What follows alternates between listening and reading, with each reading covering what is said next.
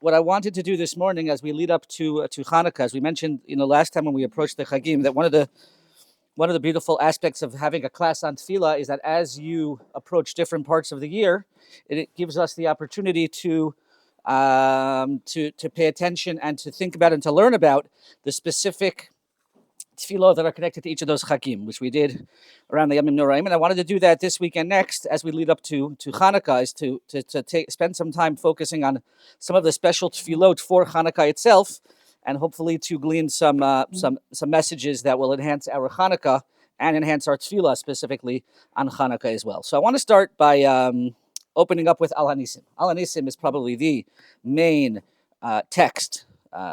Or the main text, certainly when it comes to tefillah specifically, that we say on Hanukkah. So I'd like to read through it. We'll spend a minute just reading through it. I'll translate everything, and I'd love to raise a few questions that kind of jump out at us from the Al Hanisim, and hopefully through that we'll be able to develop more meaning in this tefillah specifically. So I'll just read through it and translate it as we're going through.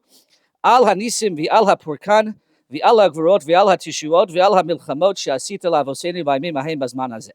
Okay, and for the miracles, and Purkan means the salvation, Gvurot means the strength, the Tishuot also means salvation, Milchamot means the wars, she'asita la'avosenu, that you did for our forefathers during those days, during this time, or in those days during this time. We'll get to actually that specific phrase. Bayמים b'zman hazeh is a bit of a challenging phrase to really properly translate, but we'll get to that. And then continues, and this is the specific part for Chanukah. B'mei Matisyahu ben Yochanan Kohen Gadol, in the days of Matisyahu, the son of Yochanan, who was the Kohen Gadol, Chashmonai, he was from Chashmonai, Uvanav, or he was a Chashmonai. Kish'amda Malchut Yavan Harisha'al Amcha Yisrael, when the wicked Greek kingdom came upon your nation Yisrael, Lahashkicham Toratecha Ulhaviram Mechukei Ritonecha. They tried to get the Jewish people to forget the Torah, and to not do the mitzvot, or to remove from them the rules of what you wanted them to do. You talking to HaKadosh Baruch Hu. Ve'ata b'rachamecha harabim, and you Hashem in your ultimate rachamim, mercy, amadta lahem be'eis tzaratzam. You stood for them during the time of their tzara. Rav te et rivam, you fought their fight. Dan te et dinam, you judged their judgment. Nakam te et nikmatam, you took revenge, or you revenged their revenge. Masarta giborim biyad chalashim, you gave the strong in the hands of the weak. Rabim biyad ma'atim, the many in the hands of the few. Utzmeim biyad tohorim, and those who are impure in the hands of those who are pure. Urishaim biyad tzadikim, the wicked in the hands of those who are righteous. Vizeidim biyad oskei toratecha, and those who are enemies in the hands of those who study your Torah. Ulecha asita shem gadol v'kadosh b'olamecha. Through that, you made a great name for yourself in this world.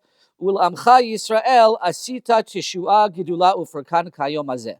And to your nation, you created a great salvation like today. V'achar kein ba'u v'necha l'dvir v'secha. And afterwards, the Jewish people, meaning following the victory against the Greeks, they went to Dvir Beisecha, which is a reference to the Beit HaMikdash.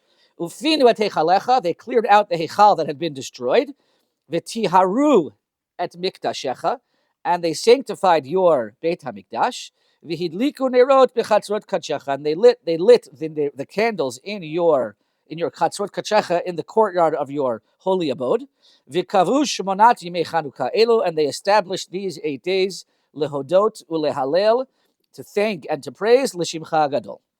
Okay, so I apologize. I kind of rushed through that. Again, because of time. Many of us are familiar with this tefillah. We say it often during Chanukah. I'd love to just hear from you. What are some questions, taking a step back, and obviously we know the language, and there are songs, and we're familiar with it, but pretending as if we weren't so familiar with it. This is the first time we see this text that we say on Chanukah. What are some questions that jump out? Yes?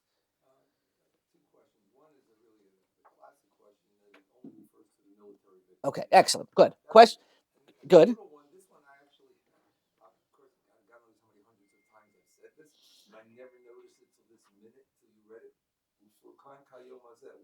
What's Kayom Hazeh? Okay. Excellent. Okay, good. So there's two questions that I think are very, very, very important questions. Number one, which is probably the biggest question that comes out of this tefillah, which is, there's a big stress on the victory, on the nace of the victory. It mentions lighting the candles. It doesn't talk about anything about the miracle of the candles. It doesn't mention anything having to do with what seems to be the main miracle of Hanukkah. And interestingly enough, we'll see it in a second. If you go to the other major text on Hanukkah, which is the Gemara in Masechet Shabbat that discusses the nace of Hanukkah, all it stresses is not the war. There it stresses only the candles. There it stresses. So why? So here we're stressing the victory of the war, the miracle of the war. Right? And there it stresses only the miracle of the candles, what's going on. And question number 2, you should know, by the way, you might have noticed with the Kayom Hazeh, as I got paused, I also noticed that for the first time.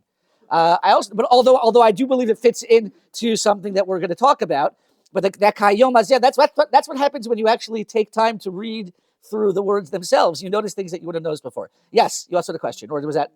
Okay, great. What else?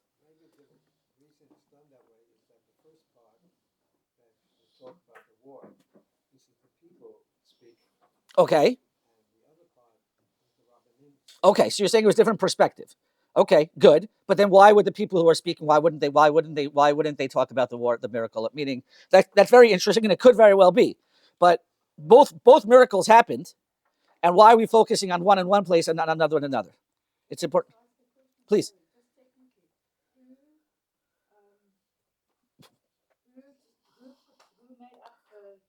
That's an excellent question. And as you're asking it, I'm thinking I probably should know that. I apologize. I don't know. I don't know. No. I mean, meaning it was clearly established by some rabbinic leadership. I would suggest it was some members of Chazal at some point, but I don't know who was the specific. Meaning, we know that Shemona Esrei. We know that whatever. Which way? Meaning some rabbinic leadership who had authority. We're not talking. This isn't so modern. This is a tefillah that's been around for quite some time. But I don't know the specifics of it. I don't know. Yeah. Okay. That's a good point. Yes. Who established them? It sounds as though it was established right away at that point. So that's in the Gemara. The Gemara already talks about that they established it right away. The Chazal did establish it right away. Right. Okay. So good. So the language of Chatzot Kachecha is what's the language of Chatzot? Although that I think is more poetic license, meaning you're trying to. But let's take a step back. What else is a little bit interesting about this? I'll throw out something that I think we should. Meaning it's very, very verbose. We're used to this. It's very repetitive. We're used to it. It seems very poetic and nice. But why do we need to say Giborim biyad chalashim, v'rabim biyad matim, tmeim biyad tohorim, rishayim biyad tzedikim, v'zedim biyad. Now we're used to it, and if anything, it's good. Okay, so good, but good. Okay, so we're gonna get right. Meaning, but we have to ask the question is, meaning, why does it need to be like that? Why does it need to be so? We also say Allah purkan, v'Allah gvurot, v'Allah tshuot. No, it's a nice song, right? So we're kind of like used to it. But if you think about it, it's an extremely long. By the way, if you compare it to the section we say on Purim, where we also say Al Nisim, it's much shorter. The Al Nisim, the section we say on Purim for Matisio is for Mordechai and Esther is much shorter. So what now? We have a lot more to get to. We have a lot more to get to. But the question here is why here are they specifically are Chazal, the author's very particularly verbose when it comes to Chanukah, when it comes to Al Nisim. Again, I think it's something that we're used to. So we kind of just say, okay, it's nice. Each one has their different meaning. But the question has to be asked, which is why are we particularly being extremely verbose, specifically, or repeating describing the victory in so many different ways, specifically on Chanukah? I think another, of course, but why don't we make a deal of victory in other places? Meaning, if we compare it to other Chagim, saying if we compare it to other, you're saying specifically the military victory as being such a miracle. Okay, as opposed to you're saying on Purim where there was a military victory. Yeah. Okay. Good. But you're saying we have other ways to do it. You have other ways. So you're suggesting that because this is the main text describing it, that might be the best place to do it as opposed to other places we have in Megillah. That's an interesting idea. And it could be that this is the only place we can give expression to those things, whereas on Purim we have other ways to give expression to those things. Okay. Very nice. That could be. Anything else? What about the location of where we say this? If you think about it, what bracha do we say al hanisim in? Modim. Okay, now there are other times where we insert things into Shmona Esrei. For example, what's another major insertion that we make? Ya'aleh v'yavo. Where do we insert Ya'aleh v'yavo? Not in Modim. We mentioned it in the bracha right before, in Ritzei, which is Hamachazir l'Shechina Tel Tzion. It's a totally different place. So the question I would like to raise is why specifically Modim? Why specifically Modim is that the most appropriate bracha for us to institute al hanisim? Good. Okay, good. Right. Okay, meaning, but I think it's an important thing to think about, which is other times where we insert sometimes in Shomei Tefillah, which could have been a natural place to do this, right? There are other places where we generally tend to insert some of the additions that we have, and yet specifically when it comes to Al Hanisim, there's a focus specifically on Modim. And the other thing I want to point out as well is look at the end. V'kavush monat yimei Chanukah elu lehodot ulehalel l'shimcha gadol. What are these days established as? Lehodot ulehalel, to thank and to praise. Now that phrase lehodot ulehalel, those two words seem to, as we're going to now see in a number of different places, they have come to define what Hanukkah is all about. Lehodot, to thank and to praise, is a phrase, or those two words both together and separately have come to define Hanukkah more than any other Chag. We don't say Lehodot ulehalel on Purim. We don't say Lehodot ulehalel on Pesach. We do thank Hashem on Pesach. But the phrase lehodot ulehalel, as we're going to see soon, is a phrase that has come to almost define Chanukah. For example, look at source number 2, the end of Hanero Talala, which is the other major tefillah that we say, which hopefully we'll discuss in more detail next week. At the very end, what do we say? Kidei lehodot ulehalel l'shimcha gadol al nisecha v'al niflosecha v'al yishvosecha. Again, we're particularly verbose in thinking. Look at the Gemara. This is the Gemara in Shabbos. This is the other major, I would say, makor for the discussion of the Nes of Chanukah. And here, as we mentioned, there's a focus specifically not on the victory of war, but rather on the miracle of the candles. My Chanukah, says the Gemara in source number 3. What is Chanukah? Which is basically, what is Chanukah about? Ditanu Rabbanan, the rabbis taught. B'kafhei b'Kislev, on the 25th of Kislev, Yomei de Chanukah Timanya Inun. There are 8 days of Chanukah. Dilo mispad behon, that we don't have any eulogies. Udilo hit anot behon, and we don't fast on these days. These are days that we specifically, there's no eulogies and no fasting. Why? Shekisha nichnesu Yevanim lehechal, when the Greeks entered the Heichal of the Beit HaMikdash, Timu et kol hashmanim, they made impure all of the oil, shebehechal, inside the Heichal. Ukishegavra malchut Beit Chashmonai, and when the house of Chashmonai won and was victorious over the Greeks, Vinetzchum, and it was victorious, but Kuvelomatsu elapachecha, this is the famous story. They looked around and they couldn't find any jar of oil that was tahor. They only found they only found one small jar of oil, shel shemen vayshaya munach b'chotamo shel hakohen hagadol, that still had the sign of the kohen hagadol to indicate that it was still pure. V'lo hayabo ela l'hadlik yom echad, it only had enough oil to light one day. Naaseh bo nes v'hidliku mimenu shmona yamim, and they had a miracle. It was a miracle that lasted for 8 days. L'shana acheret, which again gets to the question of when this was established. The seeming understanding seems to be that a year later this was established. Kavu'um ve'asaum yamim tovim behalel ve'hoda'ah. Okay, so obviously number 1 is the contrast between what Al Nisim talks about and what this Gemara talks about. But number 2, how does the Gemara end off? What is the main part of what Hanukkah is all about? Halel and Hoda'ah, those same words. In fact, let's keep going. A couple of more sources that stress this. Look at the Rambam. The Rambam, as we know, and we have to remember whenever we learn the Rambam, there's 2 important things we have to know. The Rambam took all of the Gemara, and he rearranged it every way that he wanted. So every single word, just like in the Gemara, we have to be specifically medayek. We can infer from everything that the Gemara says. The Rambam wrote it any way he wanted. So every word that he uses is specific, but not just that. The places where he places things and the way he organizes them are specific, because the Gemara, as opposed to the Gemara, where the Gemara can be a little bit all over the place, hard to follow, the Rambam specifically organized things in a very, very specific way. And he was very conscious of how he did that, which means we can learn things from how he writes them. And sometimes also, again, we might not know the real reason, but we can suggest or try to understand based on where he puts them. So for example, look at source number 4. Source number 4, the Rambam writes the following: Mitzvah ner Chanukah, mitzvah chaviva hi me'od. Right? Mitzvah ner Chanukah is a very, very precious mitzvah. V'tzarech adam lihizayer ba, a person has to be very careful to do mitzvahs Chanukah. Kedei lehodia hanes, in order to make the miracle known. Ulehosif shevach vehodayalo al hanisim she'asa lanu, in order to praise Hashem, and of course, to give thanks. What is that? Kedei lehodot ulehalel. And then he continues, Afilu ein lo ma sheyochal ela min tzedakah. Even if you're somebody who is very, very poor, and you don't have enough money, and you're being supported by tzedakah, you show el umocher ksuto velokeach shemen v'nerot umadlik. He should borrow or sell his clothing. He should do whatever he needs to do in order to get money to light candles. By the way, this halacha is not found in the Gemara. This is a chiddush of the Rambam. We do see this idea mentioned when it comes to Dalet Kosos, to the 4 cups of wine on Pesach, that a person should do whatever they can in order to be able to do Dalet Kosos. But when it comes to Neros Chanukah, that's not mentioned in the Gemara. That's the Rambam's addition, and there's a whole discussion as to why the Rambam added this in, why he felt so strongly about Neros Chanukah. But the simple understanding was that what Neros Chanukah do is they add this Halel v'Hoda'ah that we've been talking about.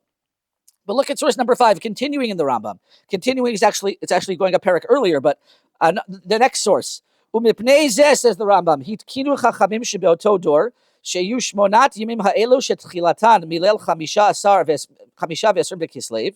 The sages of that generation established that the 8 days that start on the 25th of Kislev, yimei simcha v'halel. They are days of halel and simcha. Okay. Now he doesn't mention the Hoda'ah piece, but he mentions it in the other halacha that we mentioned. These are days that are defined by simcha and halel. Now, simcha is a phrase that we're familiar with. Simcha is a phrase that the Torah already uses in reference to the Chagim.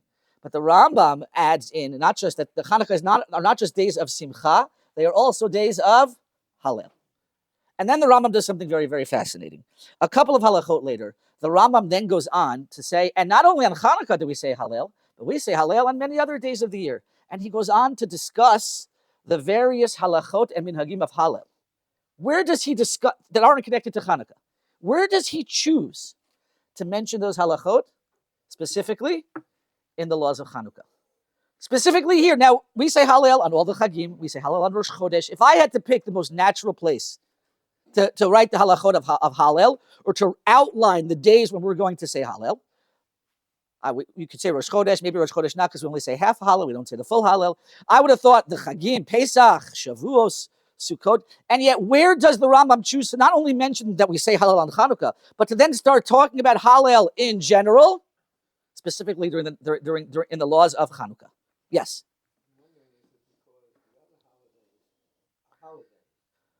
Chagim. Okay.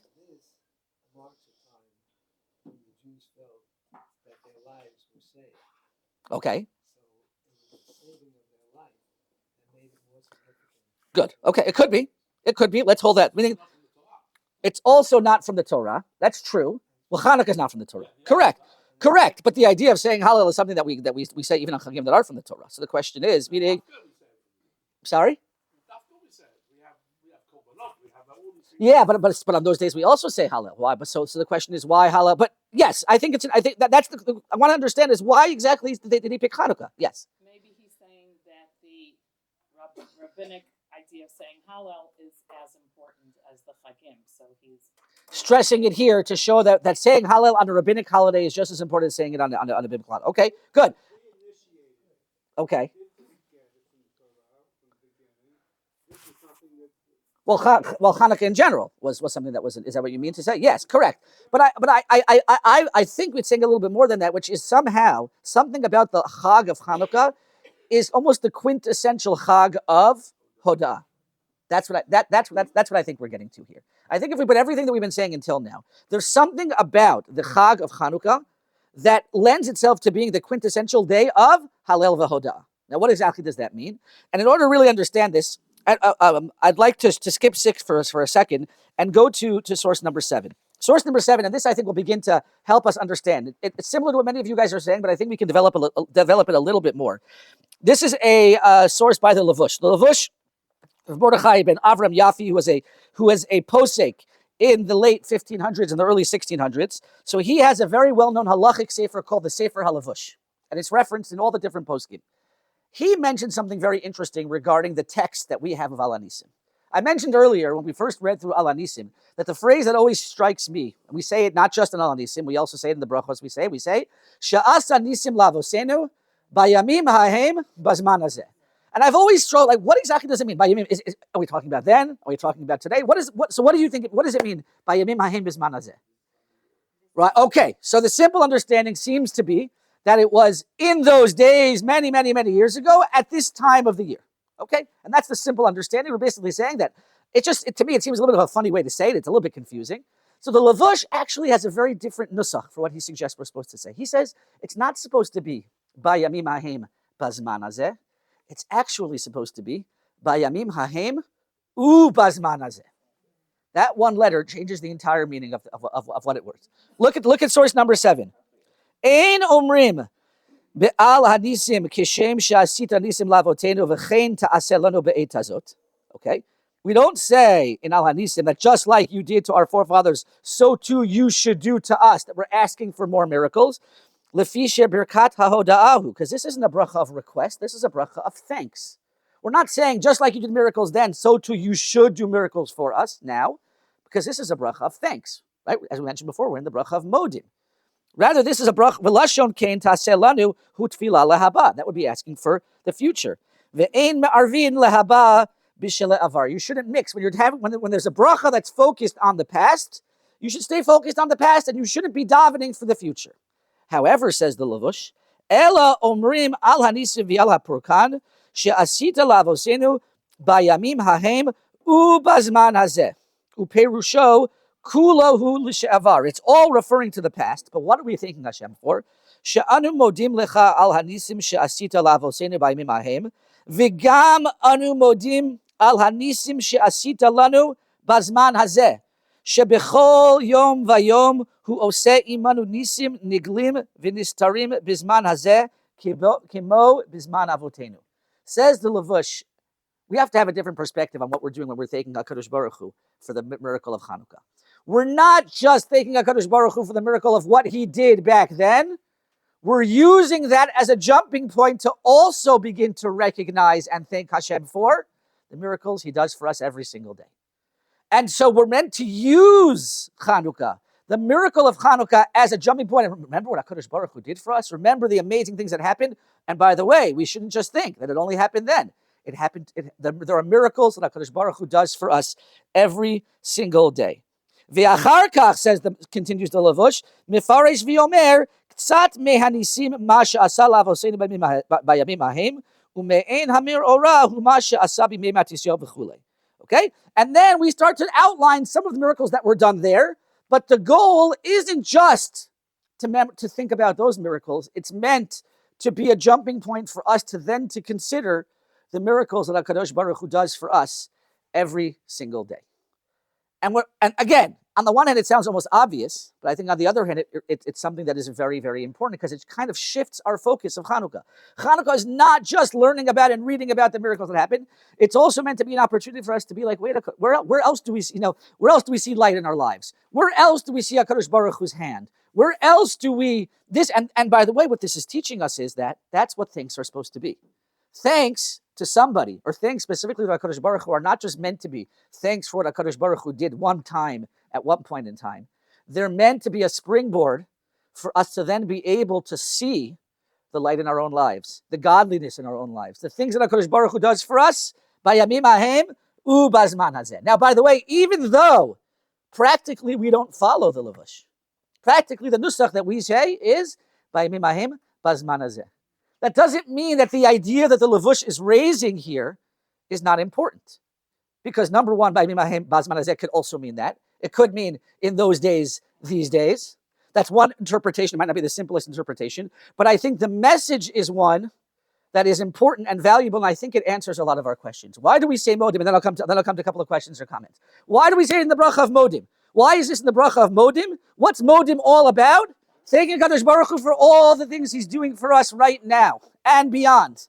And so it's most appropriate during the bracha of Modim for us to be mentioning Al Hanisim and for us to be specifically focusing not just on what he did back then, but also on everything that HaKadosh Baruch Hu does for us. We ask the question, why is it so verbose?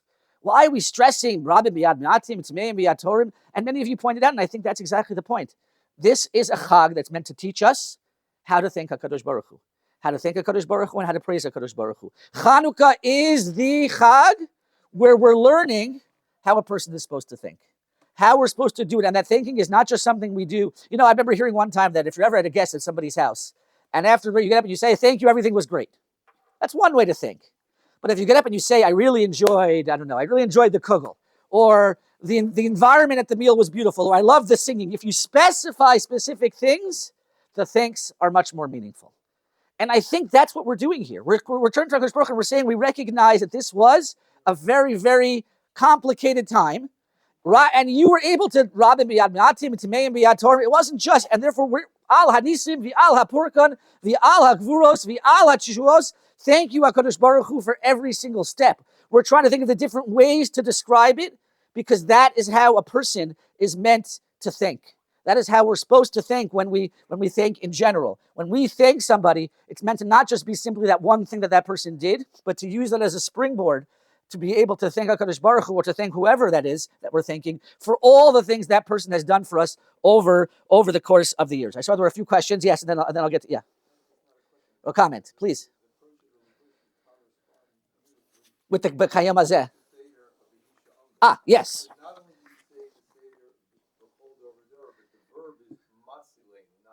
Correct.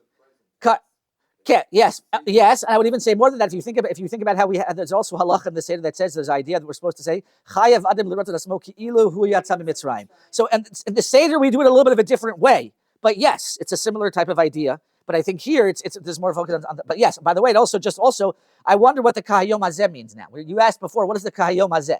So I don't know what the Kahayom Hazeh means. I have to look into that a little bit. I only noticed it now, but it could be that it's a reference to also appreciating what HaKadosh Baruch Hu does for us today. Yes. Partnership that we have with Hashem for our own development and our own giving, like we thank Hashem for all He gives to us, we have to say, okay, I'm learning a lot and I have to give to others. Absolutely. We just can't just accept, we can't be takers, we have to be givers. Absolutely. There's no question. That's the main focus in terms of the relationship we have with God. It's not just, we thank. We have to learn and we have to do to others as He would have liked us to do. Absolutely. There's no question. I think that what we're learning here is just the first step is that recognition.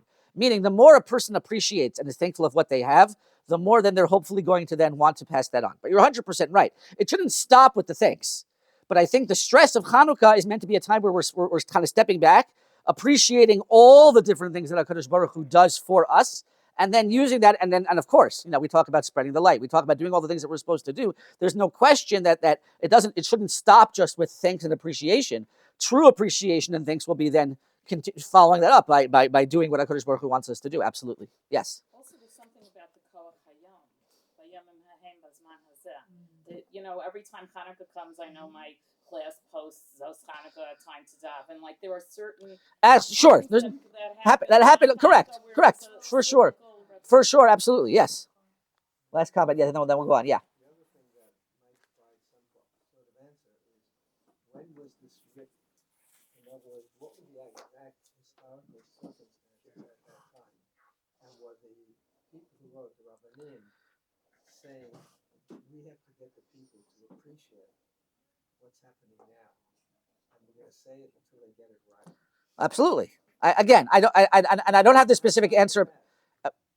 But I think that if we take everything that we're saying and I think if you look at this also answers some of the questions you were saying. Why does the Rambam constantly mention Hallel v'Hoda'ah? Why does the Rambam choose to mention the halachot of Hallel in Chanukah?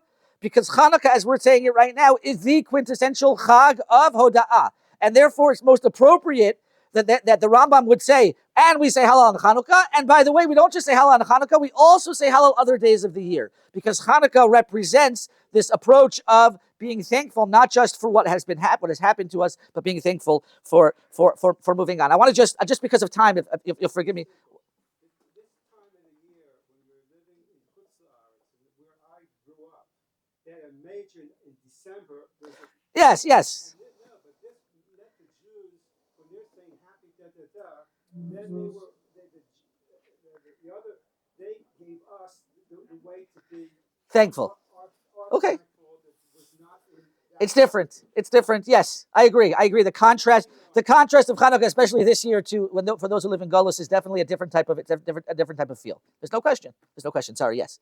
I was just going to say that the details, besides being poetic, are also talking about different dimensions. Of course. Some are spiritual. Some are physical. Great.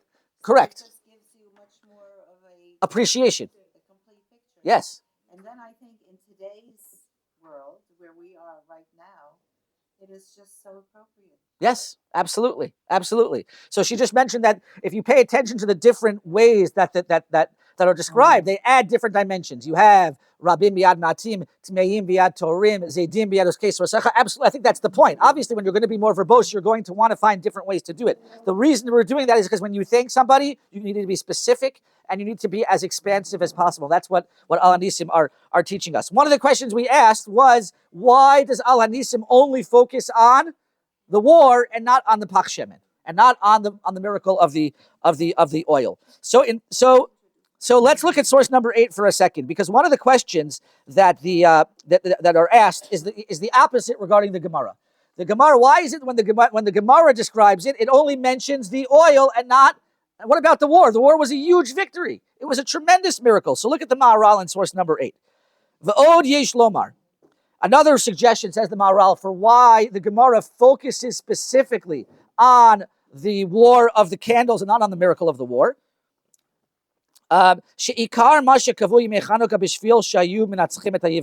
Really, what should have been the main thing we think that Kadosh Baruch Hu for was the victory. What was the real main victory? What was the real main miracle? The victory. The victory was huge. It's kind of like if we think about it now, all of our abilities to be victorious in the different ways that we are even nowadays, or if we go back to the various wars in the state of Israel, so many of these military victories were really just flat out miracles. Says the Maharal, the main miracle of Hanukkah should have been the military victory. But what's the problem? Whenever you're dealing with a military victory, what could people always say? It wasn't me. It was the brilliance of the it was the brilliance of the generals. It was the brilliance of the politicians. It was the brilliance of everybody else. Rak shelo haya nir'eh shehaya kan nitzachon hazeh al yedei nes she'asa zeh Hashem yitbarach v'lo haya zeh mikocham v'gvuratam. However, if we only had the miracle of the war, people could have suggested or thought, no, that wasn't from HaKadosh Baruch Hu. That was due to their military might. That was due to their intellectual prowess, whatever you want to call it. Ulefikach, therefore, says the Maharal, what did Chazal choose to use as the main miracle? Lefikach naseh hanes al yedei neirot habinorah sheyedu she'akol haya b'nes min Hashem yitbarach v'kach hamilchama she'ayu menatzchim Yisrael haya min Hashem yitbarach. Says the Maharal, what did Chazal choose to focus on? They focused on the miracle of the candles. Why? Because that was a clear supernatural victory. And what were we meant to learn from that? We were meant to learn from that not only was the miracle, were the candles a miracle, what else was really a miracle? The war. So what was meant to be, what should we be learning the most? What should be the main source of our hoda'ah? It's the war. The war was the main. It's just that we wouldn't have gotten to the war if not for Chazal stressing the miracle of the candles. That could be why in Al Hanisim, what are we focusing on? We're focusing on the war. Because what's the one thing that is harder for us to see? What's harder for us to see is the war. And what should we be thinking of Kadosh Baruch Hu for specifically? Those things that are harder for us to see. Those things that are harder for us to notice. Those are the things that we want to focus on in Al Hanisim. Because as we're talking about now, the purpose of Al Hanisim is to remind us and teach us how to think of Kadosh Baruch Hu. When we think of Kadosh Baruch Hu, we think we should be as verbose as possible. We should be as specific as possible. We should remember that we're not just thinking of Kadosh Baruch Hu for what he did back then, but also for what he does, b'zman hazeh. And we should be focusing on those things which we might generally not notice, not see. And therefore, specifically, Al Hanisim is going to focus on the military victory more than the miracle of the candles, because that is the one that is harder to see, and yet on some level, probably the most powerful. Because it is something, it gives us the opportunity to see the hand of God, even at moments when we could have argued it wasn't in the hand of God. It was actually, our military prowess, which again, as you pointed out, is very, very specific to what we're seeing nowadays in the war that we're fighting, where every day, not to chas v'shalom take away from the tragedy, the challenges, but the miracles of what we're seeing and the miracles, what we should be seeing, is something that we should be focusing on, continuously stressing throughout Hanukkah. I just want to end with one. Sorry. Absolutely. And I want to just end with one comment. So just before I end with this final comment, which is a side point, but I think is a beautiful way to end. So just to summarize what we saw today, we analyzed Al Hanisim, and we asked a number of questions regarding the text of Al Hanisim. Why does it focus specifically on the military victory and not on the miracle of the war? Why is it in the bracha of Modim, specifically in Shemona Esrei, whereas all other things that we add are in Shomei Tefillah or Yalav Yavo is earlier on? We asked why it seems to be so verbose, seems to be extremely detailed and repetitive. We noted how this phrase Halel v'hoda'ah seems to appear in many different places throughout both the Gemara, throughout our text, and in the Rambam as well. We noted that the Rambam himself chooses to discuss the laws of Hallel in general, not just on Hanukkah, but throughout the year. Where does he put it? In the laws of Hanukkah. And the question was why? What is unique here about Hanukkah? And what we suggested was that based on the Levush, who has a different nusach of Al Hanisim, where he says that it really should be She'asad Nisim La'avosenu Bayamim Hahem, not just B'zman Hazeh, but B'zman Hazeh. B'zman Hazeh totally changes the meaning of the phrase. It's now we're thanking HaKadosh Baruch Hu not just for what he did back then, but also for what he does for us today. Because the idea of thanking HaKadosh Baruch Hu, the idea of Hoda'ah, is not just to think. We're supposed to use the thinking of what we do to HaKadosh Baruch Hu back then as a springboard to thank HaKadosh Baruch Hu for what he does for us every single day throughout our entire lives. And also, when a person thinks, a person needs to think in a very verbose way. You need to be specific. Thanking HaKadosh Baruch Hu, Al Hanisim v'Al Tshuos v'Al Purkan. When a person thinks HaKadosh Baruch Hu, when a person thinks a fellow human being, you should be as specific as possible. You should be as detailed as possible. What are you appreciating? What do you appreciate about that person? We need to make sure that when we think, we're thinking in the most meaningful way possible. And we mentioned that could be why their focus is on the military war more than on the nace of the candle, because the one that's harder to notice is the military war, as the Maharal points out. And that should be the one that we should be stressing. And if anything, the military war is more similar to our own personal experiences, which are hidden miracles that we might not notice. And Al Hanisim is teaching us to not just appreciate the miracles of the past, but to appreciate the miracles of our daily lives every single day. I want to end with one quick idea that is very relevant to the time that we're in right now. And this is an idea that I heard, that I had read in an essay by Rav Yaakov Ariel, who's the Rav Harashi of Ramat Gan. And he points out, he has something very, very strange about Al Hanisim. He says, we say in the very beginning, Al Hanisim, v'al HaPurkan, v'al HaGvurot, v'al HaTshuot, v'al HaMilchamot. Al HaMilchamot? We're thanking Hashem for the wars? Why are we thanking Hashem for the wars? Now, if you're going to say it means thanking Hashem for saving us from the war, we just covered that. We said Al HaPurkan. We said Al HaTshuot. Why are we thanking HaKadosh Baruch Hu for the wars? It seems like, especially now, we're in a war. Why are we thanking HaKadosh Baruch Hu for the wars? He says, Rav Yaakov Ariel, the following beautiful idea. He said, obviously, as for all of us, we wish that we never had to enter a war. And we wish we didn't have to go to war, right? We have that ultimate nivuah of lo yisagoy al goy charev lo yimudu ad milchama. We daven for a time when everyone can put down their arms and there can be peace in the world. Nevertheless, the amount of growth and the amount of what we have seen that results from war when we're forced into it is something that is very unique and very special. And although we wish we weren't in the current war, we're seeing things about ourselves and about the Jewish nation as a result of this war that we have to be thankful for. And so when we think HaKadosh Baruch Hu v'al ha-milchamot, we're saying to HaKadosh Baruch Hu, look, we wish we didn't have to go to war. War is a necessity, unfortunately.